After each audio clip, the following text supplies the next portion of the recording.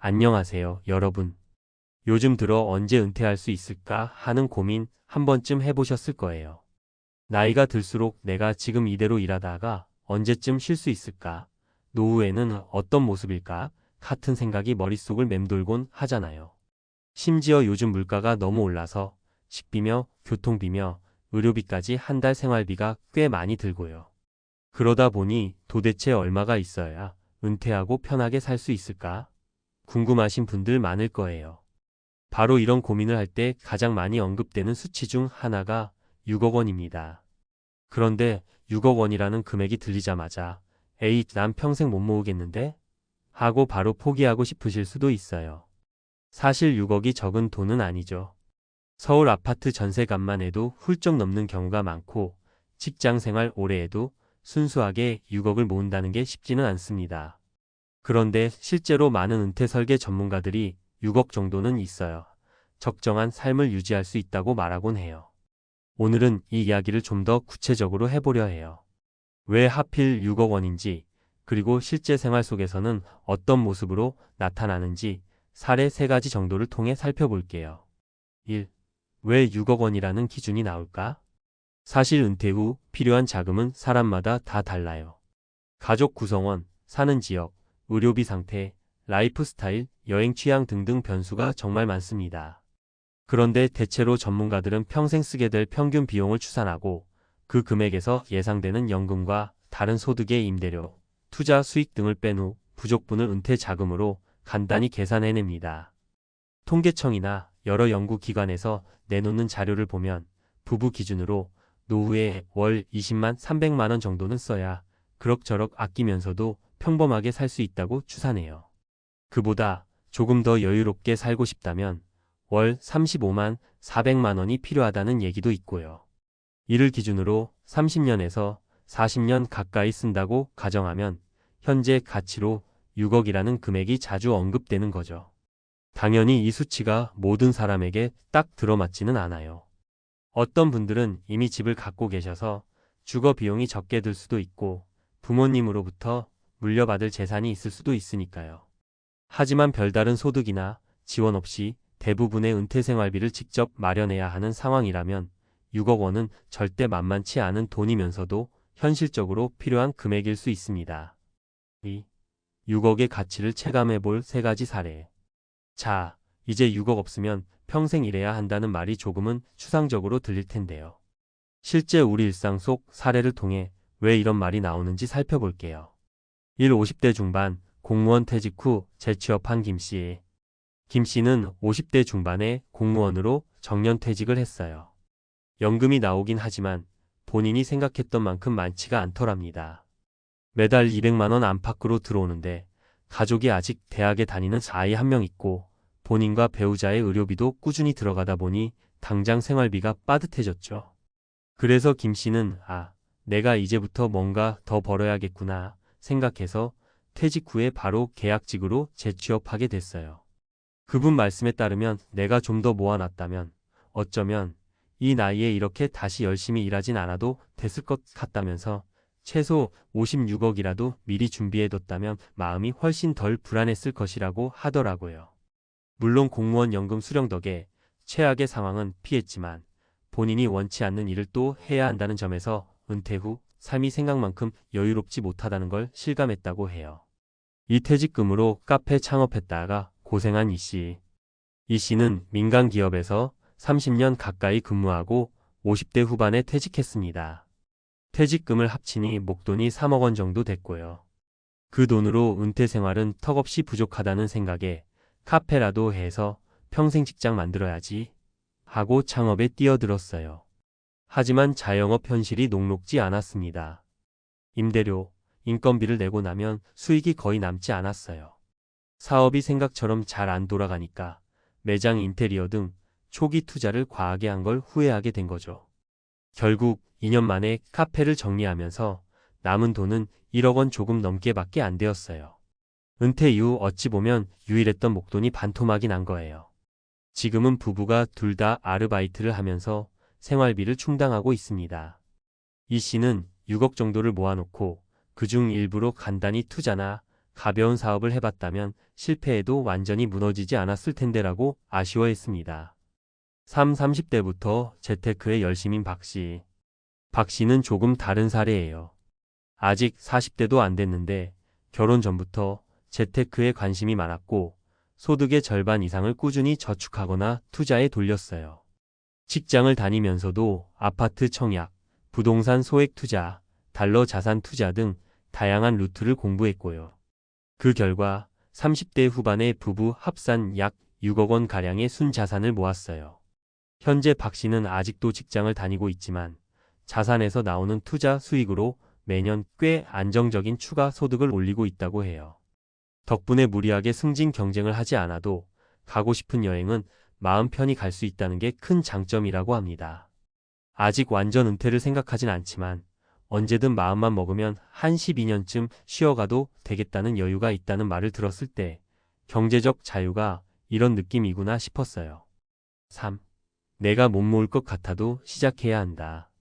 6억 원이라는 숫자가 부담스럽다면 그건 아주 자연스러운 반응입니다.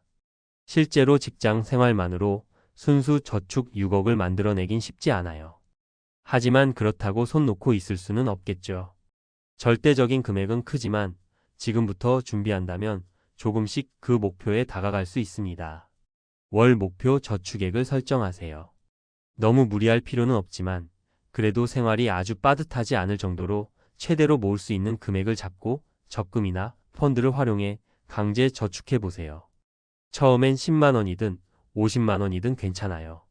절세와 연금 상품을 알아보세요. 연금 저축, IRP, ETF 등 여러 금융 상품이 있지만 실제로는 잘 활용하는 사람이 드물어요. 세액 공제나 복리의 효과 등을 감안하면 이 돈들이 모여 노후 생활에 튼튼한 버팀목이 되어줄 수 있답니다. 단기 투기보다 장기 투자를 지향하세요. 단기간에 큰 이익을 얻으려다 대박 혹은 쪽박을 경험하는 분들이 많죠. 결국 은퇴 자금은 잃지 않는 투자가 중요합니다. 오랜 시간 꾸준히 불려나가면 목돈이 되어 나중에 커다란 힘이 되기도 해요. 지속적인 학습과 자기 개발을 놓치지 마세요. 나이가 들어서도 일할 기회나 파이프라인이 생기려면 새로운 지식을 습득하고 관련 자격증을 따놓는 게 도움이 됩니다. 요즘은 온라인으로도 충분히 배울 수 있잖아요. 4. 경제적 자유라는 말이 주는 위안. 진짜 은퇴를 생각하는 분들도 아직 은퇴를 한참 남겨둔 분들도 6억이라는 기준에 너무 겁먹을 필요는 없습니다. 다만 노후를 위해 과연 얼마나 필요할까? 라고 고민할 때 하나의 기준선으로 6억이라는 숫자를 가슴에 새겨두자는 의미예요. 돈이 6억 있어야만 무조건 행복하다는 뜻도 아니고 6억이 없으면 인생 끝이라는 이야기도 아닙니다. 다만 평균적인 관점에서 봤을 때 6억이라는 자산이 있으면 비교적 여유롭게 살 수 있고 반대로 그 이하라면 당장 큰 문제는 없어도 늘 불안감과 함께 살아야 하는 리스크가 커진다는 거죠. 특히 평균 수명이 점점 길어지면서 70대, 80대까지 살 때 필요한 비용이 우리가 예전부터 알고 있던 계산법보다 훨씬 더 많이 들어갈 가능성이 높습니다. 의료비부터 시작해서 간병비 같은 예상치 못한 지출이 발생하면 정말 순식간에 목돈이 줄어들 수 있으니까요. 5. 마무리 결국은 시작의 문제. 여기까지 읽으셨다면 난 아직도 6억이 너무 멀어서 답이 없다라고 생각하실 수도 있어요. 하지만 조금만 시야를 바꿔보면 지금 100만 원이라도 모으기 시작했다면 그건 6억에 대한 첫걸음을 뗀 거예요.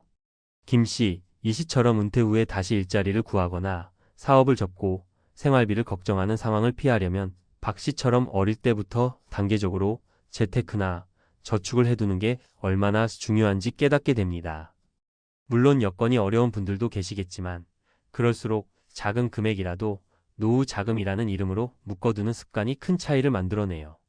결국 우리가 원하는 건 평생 일하지 않아도 되는 상황 자체가 아니라 은퇴 후에도 조금 더 내가 원하는 삶을 살 수 있는 선택권이에요.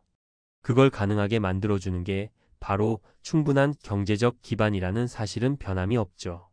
그러니까 당장 6억이 없다고 해서 좌절하지 마시고 작은 목표부터 차근차근 세워보세요.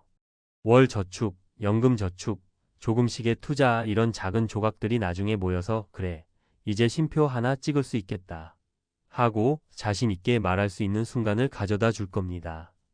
오늘 이야기 조금이라도 동기부여가 되었길 바라고요. 우리는 지금부터 한 번씩이라도 더 절약하고 저축해 나가면서 내일의 나에게 힘을 보태주는 길을 택할 수 있습니다. 힘내시고 곧 여러분도 6억의 벽 넘었어요. 하고 웃을 수 있길 응원합니다. 감사합니다. 퇴직 후 생각했던 삶과 전혀 달랐다. 나 정도면 됐지, 3억이면 안정적일 거야. 퇴직 당시 53세 은행원이었던 김현수 가명 씨는 그렇게 생각했다. 30년 동안 성실히 일했고 퇴직금 3억에 약간의 저축도 있었으니 이제 좀 쉬면서 살겠다는 꿈을 품고 퇴직을 결심했다. 그러나 1년 만에 그의 생각은 산산조각이 났다. 어쩌다 이렇게 됐을까? 매달 줄어드는 잔고를 보며 한숨을 쉬었고 마땅한 수입 없이 소비만 하는 삶이 불안했다. 그냥 몇 년 쉬면 다시 일할 수도 있겠지라고 가볍게 여겼던 현실은 생각보다 훨씬 더 가혹했다. 노후 준비를 했다고 생각했지만 은퇴 후 겪은 현실은 지옥이었다. 왜 그의 은퇴는 실패로 돌아갔을까? 우리가 놓치는 은퇴 후의 치명적인 함정 3가지를 살펴보자. 1. 3억이면 충분한 줄 알았다. 예상보다 빨리 바닥나는 은퇴 자금. 김현수 씨가 퇴직할 때 가진 자금은 3억 원. 숫자만 보면 적지 않은 금액처럼 보인다. 하지만 현실적인 지출을 계산해 보면 얘기가 달라진다.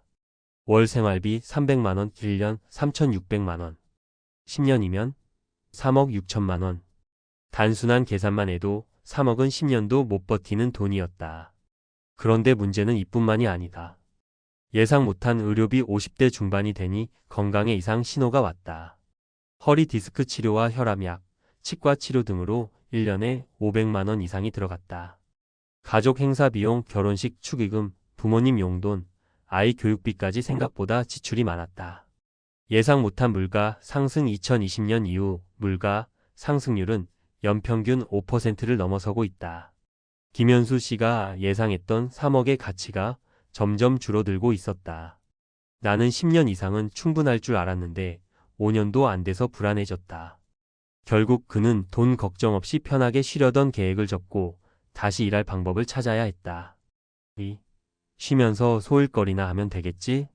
그 재취업 생각보다 훨씬 어려웠다. 은행에서 30년 일했으면 어디서든 일할 수 있을 줄 알았죠. 김현수 씨는 퇴직 후 다시 일하려 했지만 세상이 그를 필요로 하지 않았다. 나이의 벽 50대는 뽑지 않습니다. 기술의 변화, 금융업 경력, AI가 대체하고 있습니다. 직급이 높았던 경력 과거 팀장급이면 급여가 높을 것 같아서 부담스럽네요. 이력서를 50군데 넘게 넣었지만 연락이 오는 곳은 거의 없었다. 과거의 커리어는 그의 자랑이었지만 퇴직 후에는 오히려 걸림돌이 됐다. 결국 그는 카페에서 시간제 아르바이트를 하며 생활비를 벌기 시작했다. 그러나 월급은 200만 원도 채 안 됐다. 나처럼 경력 있는 사람도 이렇게 힘든데 일반 직장인들은 더 어려울 거야. 노후에는 무조건 수입이 있어야 한다. 퇴직 후에도 수익을 만들어야 하는 이유가 여기에 있다. 3. 일 안 하고 쉬면 행복할 줄 알았다. 무료함과 우울증의 늪. 퇴직 전엔 매일 아침 출근하는 게 고역이었지만 막상 출근하지 않으니 너무 심심했다. 아침에 일어날 이유가 없었다. 누구도 나를 필요로 하지 않는다는 생각에 우울해졌다. 돈을 쓰는 건 즐거웠지만 벌지 못하니 불안감이 커졌다. 은퇴 후가 진짜 인생의 시작이라고 생각했는데 오히려 아무 의미 없는 삶이 된 것 같았다. 이 문제는 김현수 씨만의 문제가 아니다. 은퇴 후 우울증과 무료함을 느끼는 사람들은 생각보다 많다. 직장에서 존재감을 느꼈던 사람들이 퇴직 후 갈 곳이 없으면 심리적으로 무너진다. 사회적 관계 유지가 필수. 동호회, 봉사활동, 파트타임 일자리 등 새로운 커뮤니티를 찾아야 한다. 일을 해야 한다. 수입을 떠나서라도 일하는 것이 정신 건강에 좋다. 새로운 목표가 필요하다. 은퇴 후에도 도전할 것이 있어야 삶이 활력을 유지한다. 다시 생각해보면 나는 돈만 모았지 은퇴 후 삶을 제대로 준비하지 않았다. 그렇다면 어떻게 해야 할까? 김현수 씨의 사례를 보면 은퇴 후 삶은 단순히 돈이 있으면 된다는 문제를 넘어선다. 은퇴를 제대로 준비하려면 세 가지를 명심해야 한다. 1. 은퇴 후 돈 걱정 없도록 최소한의 지속적 수입을 만들어라. 국민연금, 개인연금, 배당주 투자, 임대수익 등 계속 들어오는 돈이 있어야 한다. 퇴직 후 돈을 벌 수 있는 새로운 직업을 미리 준비하라. 2. 퇴직 전에 일할 기회를 만들어라. 나이 들어서 재취업은 어렵다. 50대 중반부터 미리 준비해야 한다. 정년 전부터 소규모 창업, 프리랜서, 강의 등 다양한 수입원을 실험해보자. 3. 퇴직 후에도 바쁘게 살아라. 사람들과 어울리고 운동하고 새로운 도전을 찾아야 한다. 퇴직 후 삶을 의미 있는 목표로 채워야 한다. 퇴직 후가 진짜 인생의 시작이다. 퇴직은 끝이 아니라 새로운 시작이다. 하지만 제대로 준비하지 않으면 예상보다 훨씬 힘든 현실이 기다리고 있다.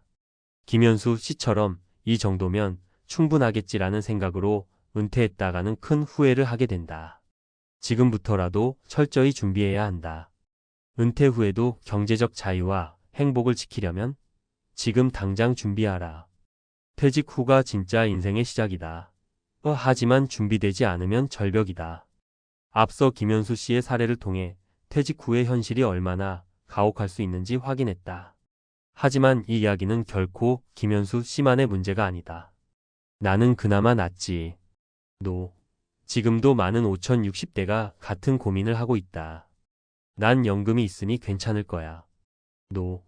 연금만으로 살 수 있는 사람은 많지 않다. 나는 절대 그런 실수를 하지 않을 거야. 너. 준비하지 않으면 누구나 같은 길을 걷게 된다. 그렇다면 구체적으로 어떤 준비를 해야 할까? 이번에는 은퇴 후 생존 전략을 더 깊이 살펴보자. 1. 퇴직 후 고정비가 줄지 않는다. 생활비 줄이는 법을 알아야 한다. 은퇴 후 가장 큰 착각 중 하나는 일을 그만두면 소비도 줄어들 것이다.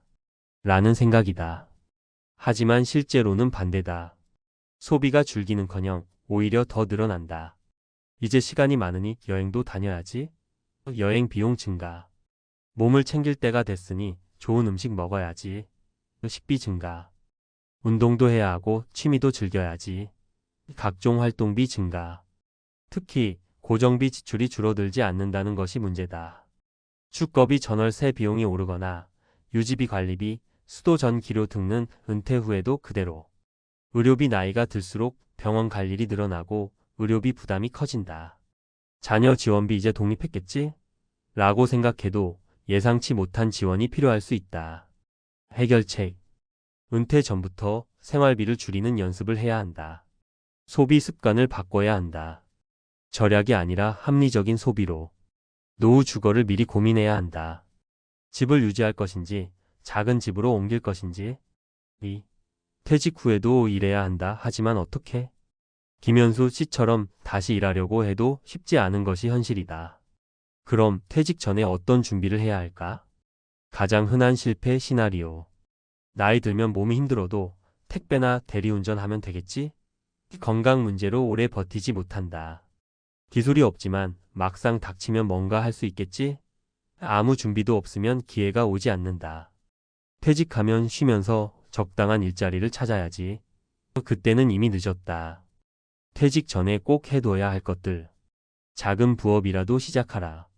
강의 컨설팅, 블로그, 유튜브, 온라인 판매, 농사 등. 지금 당장 수입이 안 나와도 은퇴 후 할 수 있는 일로 연결될 수 있다. 노후에도 가능한 직업을 찾아라. 몸을 쓰는 일보다 지식 경험을 활용할 수 있는 직업이 유리하다. 50대 이후에도 할 수 있는 자격증, 기술을 미리 준비하자. 연금 외에 소득 포트폴리오를 만들어라. 국민연금, 개인연금, 부업, 소득, 배당소득, 다양한 소득원이 있어야 한다. 핵심은 퇴직 후에도 돈이 들어오는 구조를 만드는 것. 3. 퇴직 후 인간관계가 사라진다. 외로움과 무료함 극복법. 퇴직 후 가장 큰 문제 중 하나는 사회적 고립이다. 직장을 나오는 순간 연락이 뚝 끊기는 경우가 많다. 은퇴 후 겪는 인간관계 문제.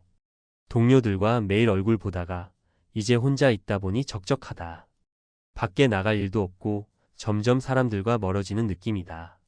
내가 무능력해진 것 같고 자신감도 떨어진다. 해결책은 새로운 관계를 만들어라. 동호회, 봉사활동, 재취업, 취미활동을 통해 새로운 인맥을 만들자. 부부 관계를 개선하라. 은퇴 후 부부 갈등이 심해지는 경우가 많다. 함께할 취미나 여행 계획을 세워야 한다. 은퇴 후에도 일정한 사회적 역할을 가져라. 은퇴 후에도 나는 아직 필요하다는 느낌이 있어야 한다. 결론 은퇴 후에도 바쁜 사람이 행복하다. 결국 은퇴 준비는 돈 1인간 관계가 전부다. 김현수 씨의 사례에서 보듯 은퇴 후의 현실은 우리가 생각하는 것보다 훨씬 더 가혹하다. 돈만 있으면 괜찮을 줄 알았지만 생각보다 빨리 바닥났다. 일을 안 해도 괜찮을 줄 알았지만 다시 일하려니 너무 어려웠다. 편하게 쉬면 행복할 줄 알았지만 무료함과 외로움이 컸다. 퇴직 후의 삶이 행복하려면 생활비 절약, 소비를 줄이고 고정비를 낮춰라. 퇴직 후에도 소득 창출 부업, 재취업, 투자 등 돈이 들어오는 구조를 만들라. 사회적 관계 유지, 새로운 관계를 만들고 사회에서 역할을 유지하라. 50대라면 지금 당장 은퇴 후를 준비하라. 50대 중반을 넘어서면 더 이상 실수할 기회가 없다. 퇴직 후 행복한 인생을 살고 싶다면 지금부터 철저히 준비해야 한다. 여러분의 은퇴 준비는 안심할 수 있는가? 지금부터라도 돈, 일, 인간관계를 준비해 완벽한 은퇴를 맞이하자. 지금 가장 먼저 해야 할 일. 은퇴 후 고정비용 체크하기. 새로운 소득원 만들기. 퇴직 후 인간관계 유지할 방법 고민하기. 지금 준비하지 않으면 후회한다. 퇴직 후가 진짜 인생의 시작이다. 하지만 준비 없이는 지옥이 될 수도 있다. 60대. 이제 좀 쉬어도 되지 않을까 싶었던 나이입니다. 하루 30년 넘게 회사를 다녔고 자식들도 다 키웠고 이제 남은 인생은 나를 위해 살아도 된다고 생각했던 그때. 그런데 막상 은퇴하고 나니 현실은 정반대였습니다. 국민연금만으로는 턱없이 부족하고 건강보험료며 각종 공과금에 허덕이기 시작하면서 어디라도 다시 나가 일해야겠다는 생각이 들기 시작합니다. 그때 눈에 들어온 것이 바로 요양보호사 자격증이었습니다. 비교적 나이 제한이 없고 단기간 교육으로 자격을 딸 수 있다는 점에서 많은 5060대 여성들이 선택하는 직업이기도 합니다. 하지만 막상 발을 들여놓고 나면 이 일이 이렇게 힘든 줄 몰랐다는 말이 절로 나옵니다. 오늘은 은퇴 후 요양보호사라는 이름으로 다시 일터에 나선 60대들의 현실을 실제 사례 3가지와 함께 깊이 들여다보려 합니다. 그리고 이 일이 단순히 돈의 문제가 아니라 노후를 어떤 자세로 맞이해야 할지에 대한 이야기이기도 합니다. 요양보호사라는 직업, 은퇴자들에게 왜 인기일까? 요양보호사는 주로 고령의 환자나 치매 어르신을 돌보는 일을 합니다. 병원, 요양원, 방문요양센터 등 근무처도 다양하고 풀타임은 물론 파트타임도 가능하기 때문에 유연하게 일할 수 있습니다. 게다가 자격증 취득이 상대적으로 쉽고 정년이 사실상 없다는 점은 은퇴자들에게 꽤 매력적인 조건이 됩니다. 그러나 문제는 생각보다 훨씬 힘들다는 것, 그리고 감정 노동의 강도가 너무 높다는 점입니다. 특히 체력이 떨어지는 60대 여성들에게는 반복되는 이동, 육체 노동, 때로는 환자의 폭언까지 감당해야 하는 일이 되어버립니다. 사례 1 백화점 정년 퇴직 후 기저귀를 갈게 될 줄 몰랐어요. 마이너스 최정순 63세. 최정순 씨는 대형 백화점에서 30년간 근무했습니다. 정년 퇴직을 앞두고 앞으로는 여행이나 다니면서 살아야지 했지만 퇴직 후 6개월 만에 통장 잔고가 바닥나는 걸 보며 깜짝 놀랐습니다. 그때 딱 생각난 게 요양보호사 자격증이었어요. 한 달 교육받고 바로 취업했죠. 그런데 첫날부터 충격이었습니다. 환자 기저귀 가는 일, 욕창 닦는 일 감정적으로 너무 힘들더라고요. 하지만 그녀는 여전히 그 일을 계속하고 있습니다. 이유는 단순합니다. 쉴 수 없어서요. 지금도 일 안 하면 매달 적자예요. 사례의 치매 어르신한테 맞았어요. 그날 많이 울었습니다. 마이너스 김정애 66세. 김정애 씨는 이혼 후 혼자 살아왔고 자녀들도 모두 독립한 상태입니다. 60이 넘고 나니 번듯한 회사 취직은 불가능했고 방문요양 일자리부터 알아봤습니다. 어르신 한 분은 치매가 심하셨어요. 제가 밥을 떠먹여 드리려다 맞은 적도 있었고 온갖 욕을 다 들었습니다. 내가 우리 집 안방에 들어와? 이러는데 진짜 참기 힘들었어요. 그래도 그녀는 자존심을 접고 계속 일합니다. 일당 46만 원 수준이지만 주 4일만 일해도 생계에는 보탬이 되기 때문입니다. 남들 눈엔 허드렛을 갖겠지만 이게 제 노후를 버텨주는 밧줄이에요. 이거라도 없으면 무너져요. 사례 3 우리 부부는 둘 다 요양보호사입니다. 마이너스 박영호 68세. 박영호 씨는 은퇴 후 아내와 함께 요양보호사 자격증을 따고 둘이 같은 요양원에 근무하고 있습니다. 부부가 함께 일하면 서로 감정적으로 의지할 수 있어 덜 힘들다고 했지만 체력적으로는 여전히 버겁다고 합니다. 아내가 허리 디스크가 있어서 요즘은 제가 대부분 체위 변경을 해요. 밤새 근무하는 날은 둘 다 초췌하죠. 그럼에도 불구하고 두 사람은 이 일을 소중하게 여깁니다. 은퇴하고 나서도 누군가에게 필요한 사람이 될 수 있다는 게 고맙다고 말합니다. 단순히 돈의 문제가 아니라 삶의 존재감과 역할감을 느낄 수 있다는 점에서 요양보호사 일을 은퇴 후 제2의 사명으로 여기고 있습니다. 전문가 조언 요양보호사 1. 은퇴자에게 맞을까? 은퇴 후 요양보호사를 고민하는 분들께 전문가들은 이렇게 조언합니다. 체력과 정신력 모두 준비되어 있어야 한다. 이 일은 결코 가볍지 않습니다. 특히 치매 환자나 중증 환자를 상대할 경우 감정적으로 지칠 수밖에 없습니다. 소명의식이 있어야 오래 버틸 수 있다. 단순히 돈을 벌겠다는 목적이면 중도에 포기하는 경우가 많습니다. 돌봄 노동에 대한 존중과 이해가 필요합니다. 근무 환경과 고용 안정성에 대한 확인이 중요하다. 요양기관마다 급여와 근무 조건이 크게 다릅니다. 면접 전에 철저히 비교하고 확인하는 것이 좋습니다. 마무리 요양보호사라는 노후 생존직. 60대에 다시 일자리를 찾는다는 건 쉽지 않은 일입니다. 선택지가 많지 않고 체력은 예전 같지 않기 때문입니다. 그 와중에 요양보호사는 그나마 가능한 직업입니다. 하지만 가능하다고 해서 쉽거나 만만한 건 절대 아닙니다. 여기서 중요한 건 노후 준비가 단순한 재정 계획이 아니라 어떤 삶을 살 것인가에 대한 인생 설계라는 점입니다. 요양보호사라는 직업은 그 현실을 가장 극명하게 보여주는 사례입니다. 당신은 은퇴 후 어떤 삶을 꿈꾸고 계신가요? 그리고 그 삶을 준비하고 계신가요? 늦지 않았습니다. 지금부터라도 노후 생존력을 키워야 할 때입니다. 은퇴 이후 요양보호사를 선택하는 이유. 고령자 일자리의 구조적 현실.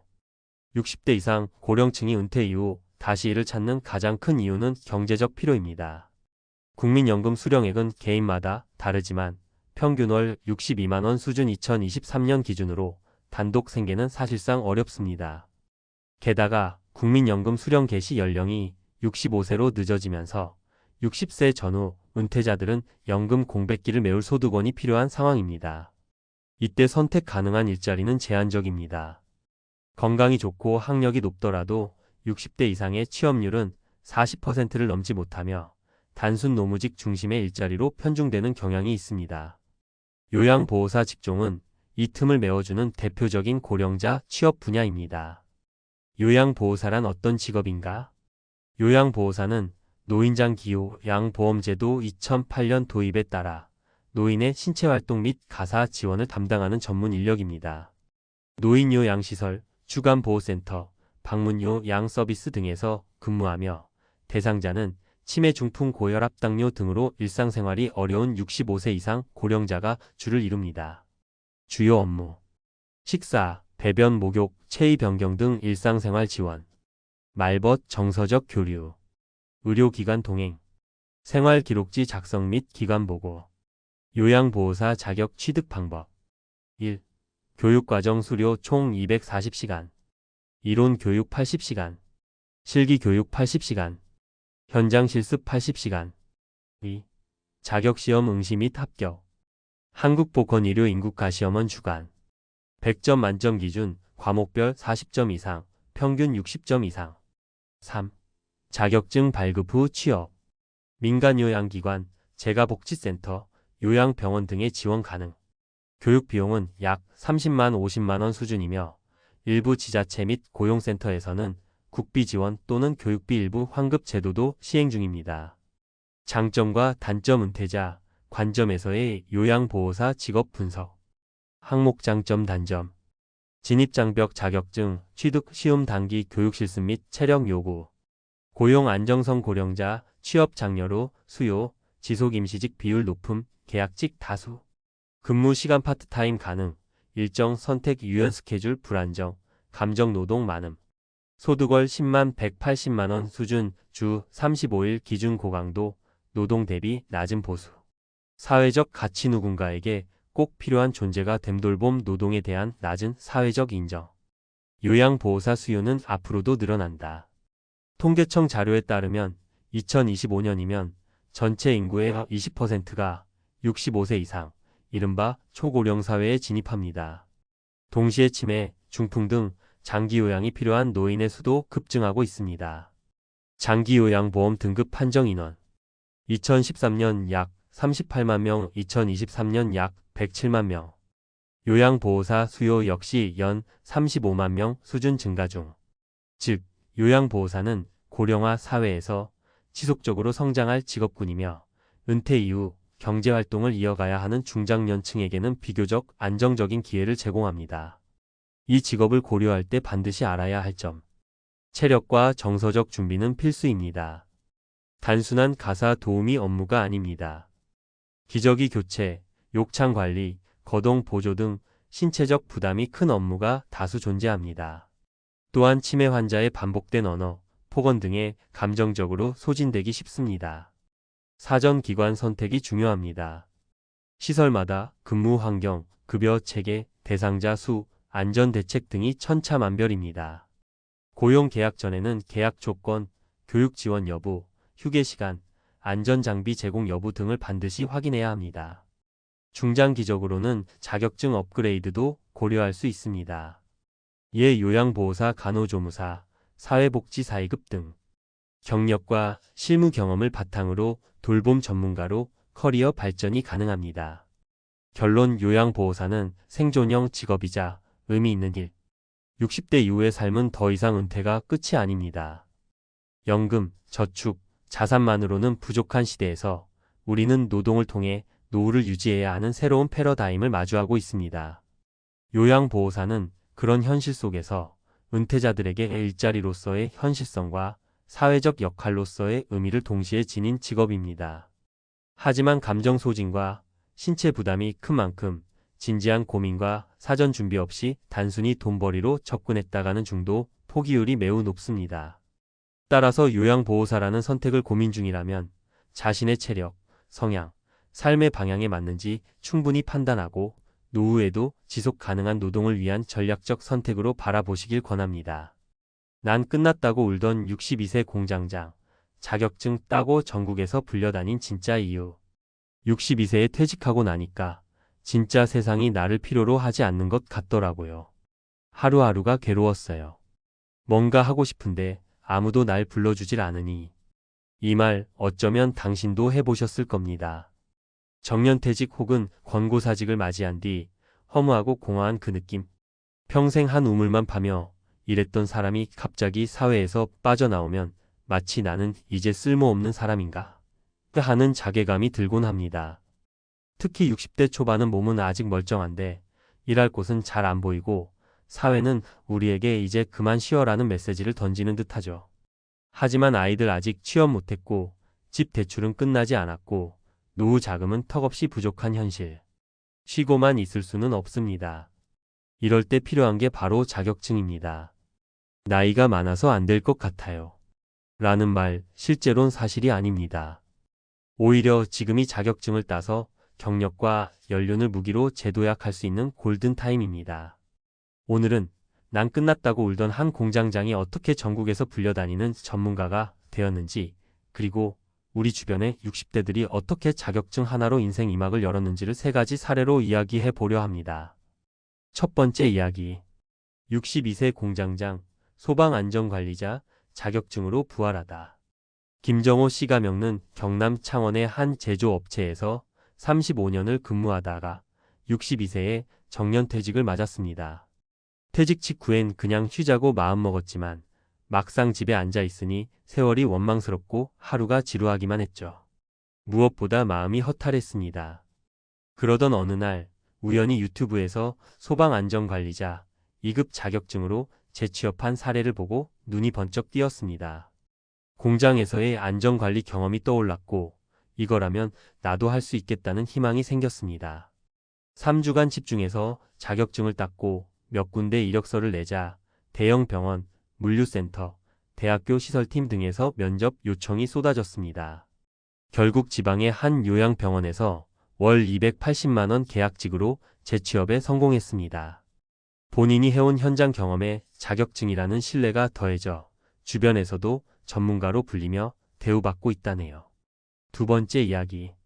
60세 은행 지점장, 주택관리사로 다시 빛나다. 서울 강서구에 사는 박정자 씨가 명는 60세에 은행에서 퇴직했습니다. 높은 직책에 있었지만 퇴직 후엔 갑자기 할 일이 없어져 외로움과 무기력에 빠졌죠. 그러던 중 친구의 권유로 주택관리사 자격증 공부를 시작했습니다. 사실 공부는 쉽지 않았습니다. 회계와 법률 지식이 필요했고 처음엔 이 나이에 이걸 할 수 있을까? 라는 생각도 들었죠. 하지만 평생 고객과 소통했던 경험, 책임감을 무기로 1년 만에 합격. 이후엔 놀라운 일이 벌어졌습니다. 동네 대형 아파트에서 관리소장으로 스카우트 제안이 온 겁니다. 월 350만 원 이상의 고정 수입에 주민들과의 관계에서도 자연스럽게 리더십을 발휘하며 다시 사회와 연결되었다는 뿌듯함을 느낀다고 합니다. 세 번째 이야기. 64세 주부, 요양보호사 자격증으로 인생 2막을 열다. 64세의 이정희 씨가 겪는 자녀들 모두 출가한 후 노후 준비가 막막했습니다. 남편의 연금만으로는 부족했고 본인도 무언가 하고 싶었지만 어떤 일을 해야 할지 막막했죠. 그러던 중 딸이 추천한 게 요양보호사 자격증이었습니다. 사람을 돌보는 일에 익숙한 삶을 살아왔던 그녀는 자격증 취득 후 인근 요양원에서 일하게 되었습니다. 처음엔 육체적으로 힘든 일도 있었지만 감사합니다 라는 말을 매일 들으면서 삶의 의미가 생겼다고 합니다. 월 200만 원 남짓한 수입도 작지만 소중하게 느껴지고 무엇보다 하루하루가 누군가에게 필요한 나라는 느낌으로 채워져 간다고 합니다. 은퇴 후 자격증이 열어주는 새로운 문. 사람들은 자격증을 단순히 돈 버는 수단으로만 생각하곤 합니다. 물론 현실적인 수입도 중요하죠. 하지만 자격증이 주는 가장 큰 가치는 사회와 다시 연결되는 느낌입니다. 아침에 일어났을 때 내가 갈 곳이 있다는 것. 누군가 나를 필요로 하고 내가 가진 경험과 기술이 여전히 유효하다는 감각. 이건 정말 돈으로 환산할 수 없는 행복입니다. 게다가 은퇴 후 자격증은 내 경력을 살려서 체력에 무리가 가지 않는 방향으로 새로운 일을 시작할 수 있는 기회가 됩니다. 무작정 새로 시작하는 게 아니라 경험, 자격증, 시너지 효과를 내는 거죠. 마무리하며 혹시 지금 난 끝났다는 생각에 사로잡혀 계신가요? 그렇다면 지금이 바로 기회입니다. 인생 1막의 경험을 정리하고 2막을 시작할 수 있는 단 하나의 열쇠, 바로 자격증입니다.